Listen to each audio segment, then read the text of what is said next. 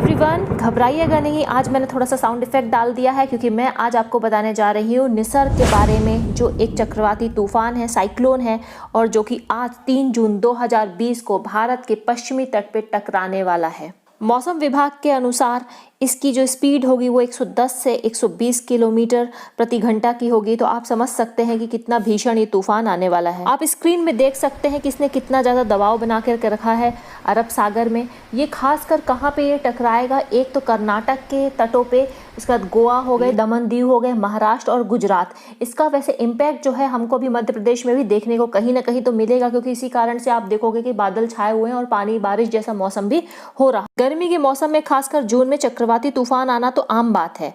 और ज़्यादातर जो हमारे यहाँ चक्रवाती तूफान है, भारत में ज़्यादातर जो तूफान है बंगाल की खाड़ी में उठते हैं। और लगभग पिछले 120 सालों में आए हुए सभी चक्रवाती तूफानों की अगर हम बात करें तो उसमें से सिर्फ 14%, 14% ही भारत के अरब सागर में आए थे। तो आप समझ सकते हैं कि ज़्यादातर जो तूफान है वो कहाँ आते हैं, बंगाल की खाड़ी में होते हैं, उठते हैं। और अगर हम कंपैरिजन करें तो अरब सागर में जो उठने वाले जो चक्रवाती तूफान हैं वो अपेक्षाकृत थोड़ा कमज़ोर भी होते हैं। अब मैं आपको यहाँ पे ज्योग्राफी तो नहीं पढ़ाऊंगी, लेकिन फिर भी थोड़ा सा बता देती हूँ चक्रवाती तूफान का उद्गम कैसे और कहाँ होता है। तो चक्रवाती तूफान मेनली जो होते हैं समुद्र में ही होते हैं। तो समुद्र के जो गर्म क्षेत्र में जब मौसम गर्मी का होता है तो क्या होता है, हवा जो है बहुत गर्म हो जाती है। तो इसलिए समुद्र का सतह बहुत जल्दी गर्म होता है और वहाँ की जो हवा उसके ऊपर रहती है वो बहुत ज़्यादा गर्म होने के कारण क्या होती है, वो तेज़ी से ऊपर उठती है।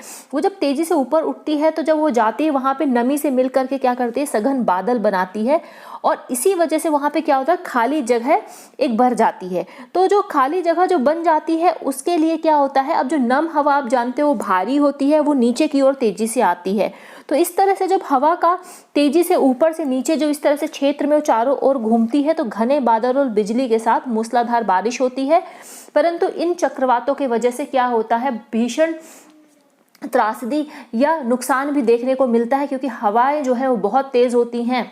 अब आपको कुछ मैं इंटरेस्टिंग चीज़ बताना चाहूँगी। जो निसर्ग जो शब्द है वो एक बंगाली शब्द है या बंगला शब्द है।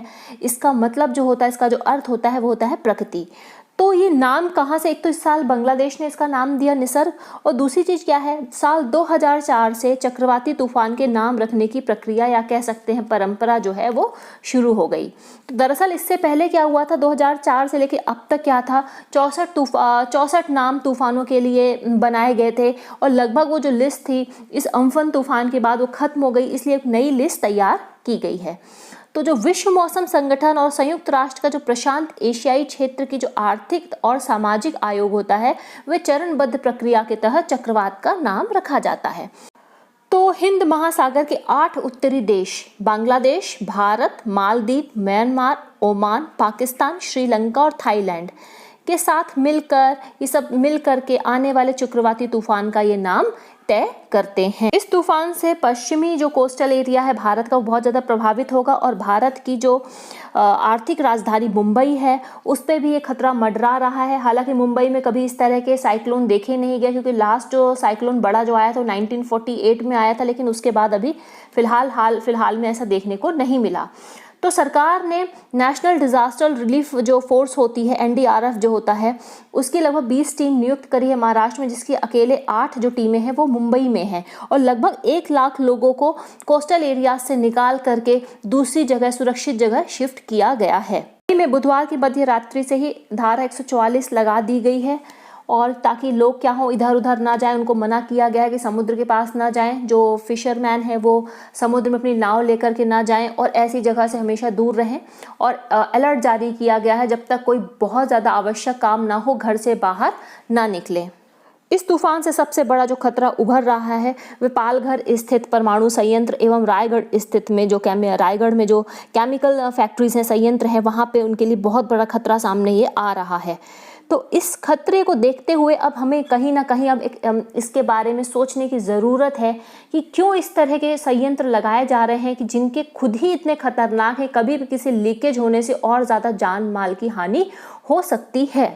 तो इसलिए बहुत ज़रूरी है कि हम प्राकृतिक ऊर्जा स्रोतों पे ज़्यादा डिपेंडेंट हों। जो स्वच्छ ऊर्जा के स्रोत हैं, जैसे सूर्य ऊर्जा हो गई, वायु ऊर्जा है, पवन चक्की से जो आ रही है, जियोथर्मल एनर्जी है, बायो पावर एनर्जी जो है, इन सब पे हमें ज़्यादा डिपेंडेंट होना चाहिए बजाय कि परमाणु संयंत्रों पे, क्योंकि कभी भी तूफान या भूकंप की स्थिति में बहुत ज़्यादा जान माल की हानि की संभावना है। हम पहले से ही आर्थिक मंदी से जूझ रहे थे, उसके बाद कोरोना वायरस आया, फिर अम्फन तूफान आ गया, अब इसके बाद आप देख रहे हो कि फिर से अब हमें निसर्ग तूफान से निपटना है।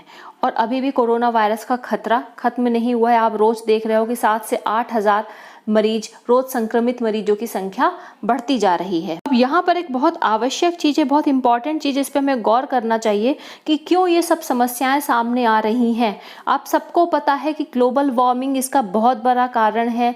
अभी भी लोग, बड़े बड़े जो नेता लोग हैं, बड़े बड़े देशों के जो ये लीडर्स हैं, अभी भी नहीं जाग रहे हैं। हर कोई संकीर्णता में जी रहा है, अभी भी ज़्यादा से ज़्यादा प्रकृति का दोहन करने में लगे हैं। और मुझे लगता है कभी इतना देर ना हो जाए कि शायद हम कदम पीछे ही ना ले पाएं, और शायद ऐसा समय ही नहीं बचेगा कि अब हम उसमें कुछ सुधार कर पाएं। तो इसलिए बेहतर होगा आज हम अपने पर्सनल स्तर पे, इंडिविजुअल लेवल पे क्या करें, एक हम अभियान शुरू करें, कम से कम अपने में ही सुधार लाएं कि कम पानी यूज़ करें, प्लास्टिक्स को बैन कर दें, अगर लाइट ज़्यादा खुली हुई है या कोई नहीं है तो लाइट को स्विच ऑफ कर दें, ज़्यादा से ज़्यादा पेड़ लगाएं, और बहुत सारे से छोटे छोटे कदम हो सकते हैं जो हम अपने व्यक्तिगत स्तर पे ला सकते हैं और कहीं ना कहीं ग्लोबल वार्मिंग को रोकने में सहायक हो सकते हैं।